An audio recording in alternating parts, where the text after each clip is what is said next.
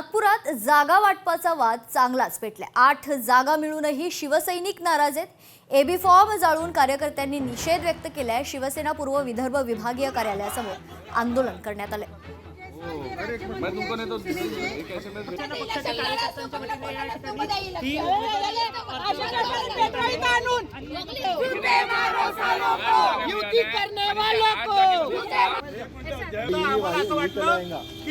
काल रात्रीपर्यंत आम्हाला सांगितलं की आपली युती तुटलेली आहे आणि काल रात्री हे 3 नेते 2 नेते कोण गेलं त्या गडकरी साहेबाच्या इथे आम्हाला माहित नाही, पण आशिष जयस्वाल जो रामटेकचा आमदार आहे त्यांनी कधी नागपुरात येऊन पाहिलेलं नाही, नागपूरच्या कार्यकर्त्याला विचारलं नाही, नागपूरच्या नगरसेवकांना विचारलं नाही, नागपूरच्या शिवसैनिकांना विचारलं नाही।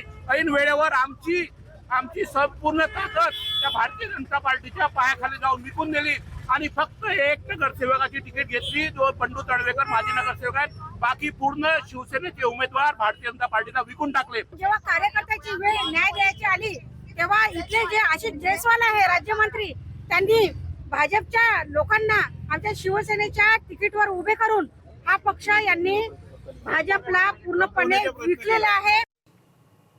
अनिल परब यांचा 31 डिसेंबरला वाढदिवस आहे। अनिल परब यांनी वाढदिवसाच्या निमित्तानं कार्यकर्त्यांना विनंती केली आहे। निवडणुकीच्या प्रचारात सगळे व्यस्त आहेत, त्यामुळे प्रत्यक्षात येऊन शुभेच्छा न देण्याची विनंती परबांनी केली आहे। 31 डिसेंबर हा माझा वाढदिवस आपल्या शुभेच्छा आणि आशीर्वादाच्या जोरावर आपण प्रत्येक वर्ष साजरा करत असतो।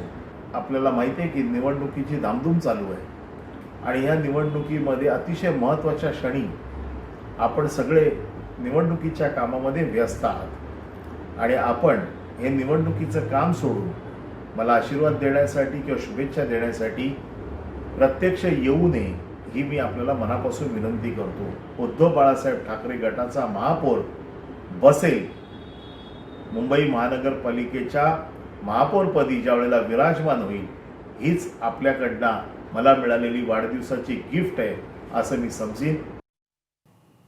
शिवसेना पदाधिकारी भूपेंद्र कवळी यांनी बंडखोरी केली। अमृता कवळी यांनीही आपला अपक्ष अर्ज भरलाय। अमृता कवळी या भूपेंद्र कवळींच्या पत्नी आहेत। शिवसेनेच्या पदाधिकाऱ्यांमुळे भाजप उमेदवारांसमोर मोठ्या अडचणी निर्माण झाल्यात।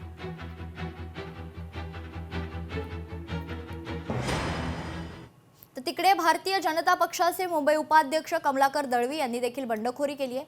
भाजप उमेदवार हर्षिदा नार्वेकर यांच्या अडचणी वाढणार असल्याची शक्यता आहे। कमलाकर दळवींनी अपक्ष उमेदवारी अर्ज दाखल केला। वॉर्ड क्रमांक 225 मधून दळवींनी हा अर्ज भरलाय।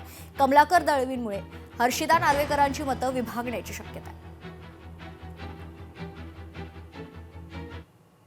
अमरावतीमध्ये भारतीय जनता पक्ष आणि युवा स्वाभिमान पक्षाच्या युतीवर प्रश्नचिन्ह निर्माण झालेत।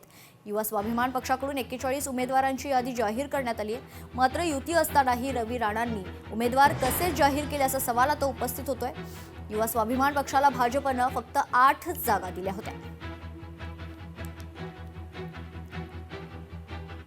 भारतीय जनता पक्षात बंडखोरीला उधाण आलंय। गजेंद्र धुमाळे यांनी वडाळ्यात बंडखोरी केली आहे। पानसांडेंविरोधात धुमाळे अपक्ष म्हणून लढणार आहेत। संदीप पानसांडे आमदार कोळंबकर यांचे पी आहेत।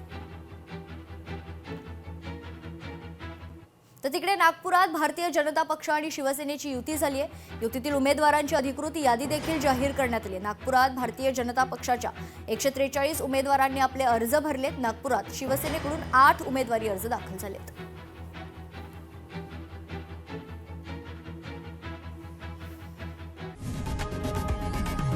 लोकशाही मराठी ऐका, पहा, जागरूक रहा।